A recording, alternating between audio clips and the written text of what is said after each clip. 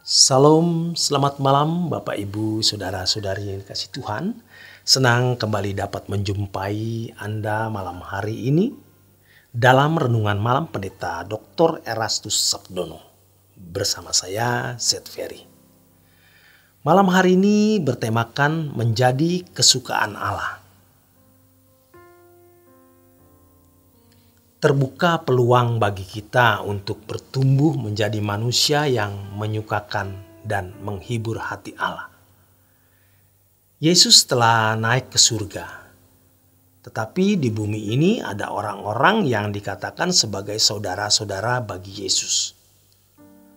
Mestinya kerinduan, keinginan, cita-cita, obsesi, dan ambisi kita adalah bagaimana kita menjadi seorang yang benar-benar menyukakan dan menghibur bagi Allah.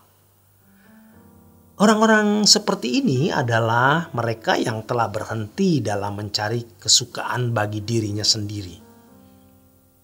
Yesus sudah di surga, tapi di bumi ada orang-orang yang telah menemukan jejak Tuhan dan mestinya mengikuti jejak Tuhan tersebut. Dan kita adalah manusia yang masih berkesempatan untuk diubahkan. Maka jangan sampai kita kehilangan kesempatan berharga ini, agar kita tidak menyesal. Karena jika suatu saat kita ingin mengembalikan waktu untuk kembali ke bumi, kita tidak bisa. Sekarang inilah waktunya. Kiranya Tuhan menyalakan gairah itu di dalam hati kita. Gairah bagaimana menjadi manusia yang menjadi kesukaan hati Allah. Dari sekian ratus juta manusia di Indonesia, dari sekian miliar manusia di muka bumi, kiranya ia menemukan orang-orang yang bercahaya seperti bintang-bintang di cakrawala dan yang menarik hati Tuhan. Kecantikan, kekayaan, gelar, kedudukan, kehormatan, keelokan, atau nilai lebih apapun yang kita miliki tidak ada artinya jika kita tidak menjadi kesukaan hati Allah dan tidak menjadi penghiburan bagi hatinya. Jangan sampai suatu hari nanti kita baru menyesal bahwa ternyata semua keberhasilan, kemegahan, kebahagiaan di bumi hanyalah mimpi buruk yang kekal. Karena tidak mendatangkan kemuliaan bagi Allah. Sebab kita hanya menikmati semua keberhasilan, kekayaan, kelimpahan. Dan semua nilai lebih yang kita miliki hanya untuk kesenangan diri kita sendiri. Mestinya kita berani berkata, terkutuklah aku kalau aku tidak mengasihi Tuhan. Itu juga bisa berarti terkutuk dan terlaknatlah aku kalau aku tidak menjadi kesukaan hati Allah. Kita mau nekat apa? Apa yang kita mau capai? Mestinya tidak ada lagi yang kita mau capai kecuali mengubah hidup kita untuk menjadi seorang yang menyukakan hati Allah dan menjadi penghiburan di hati Tuhan. Dan kemudian kita mengubah sesama untuk mengalami perubahan seperti yang kita alami. Siapapun kita, berpendidikan atau tidak, kaya atau miskin, pria atau wanita, tua atau muda, Tuhan bisa mengubah kita selama kita mau diubah.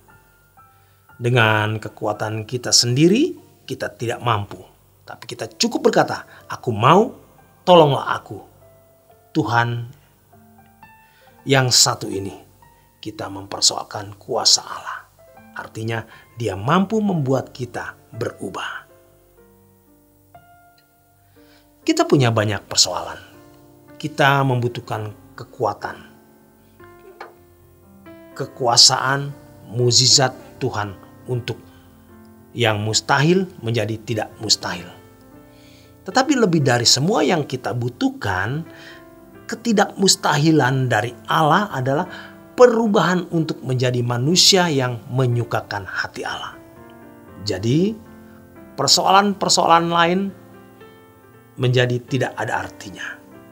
Percayalah, apakah menikah atau tidak, punya anak atau tidak, atau mandul, miskin atau kaya, berkedudukan tinggi atau tidak, terhormat atau tertindas. Suatu hari kita akan melihat bahwa semua itu tidak ada artinya. Sebab ternyata yang namanya bernilai di hadapan Allah itu hanya mereka yang menjadi kesukaan Allah. Maka kita jangan sombong. Kita ini nothing. Tapi kita menjadi someone. Kalau kita menjadi penghiburan hati Allah. Dunia telah merusak dan menyesatkan kita. Namun Tuhan begitu lembut, Ia tidak memaksa kita. Kalau kita tidak bertobat, celaka. Jangan sampai kita sudah terlalu rusak sampai tidak sanggup untuk tidak menyenangkan diri sendiri. Sudah jadi edit, kita tercandu setiap hari untuk mencari kesenangan diri sendiri.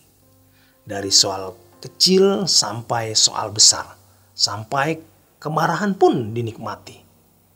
Dan yang mengerikan, kita kelihatan baik-baik, normal, bermartabat di mata manusia. Padahal kita tidak melakukan ketepatan bertindak seperti yang Allah kehendaki. Semua kita hanya menunggu waktu, terbujur kaku, lalu menghadap Tuhan. Di situ akan terlihat seberapa kita punya ketepatan hidup. Dan sejujurnya banyak di antara kita seperti orang sakit yang sudah akut dan stadium akhir. Tapi tidak ada yang mustahil bagi Tuhan. Asalkan kita mencari dahulu kerajaan Allah dan kebenarannya. Sehingga semuanya akan ditambahkan. Dengan kata lain, kita harus memprioritaskan Tuhan dan kerajaannya.